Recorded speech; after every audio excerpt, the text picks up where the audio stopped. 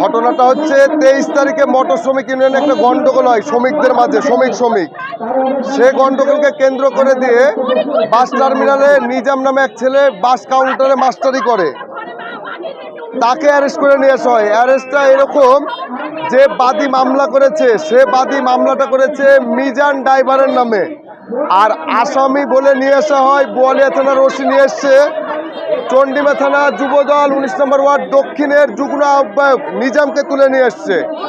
তারপরে আমরা সরজমিনে বোয়ালিয়া থানায় উপস্থিত হই, সে বাদীটাকে নিয়ে এসছি সাথে করে। বাদী নিজে জবানবন্দি দেয় যে আমি যে মিজানুর রহমানের নামে মামলা করি সে ড্রাইভার এই না, এর নাম তো হলো নিজাম, এই ছেলে আসামি না, তাকে ছেড়ে দেন।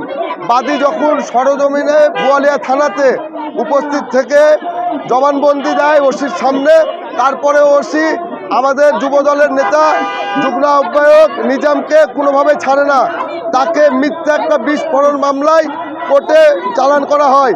তো সেই ধারাবাহিকতায় আমরা এই রবিউল ইসলাম মডেল থানা বোয়ালিয়া মডেল থানার ওসির অপসারণ চাই, প্রত্যাহার চাই।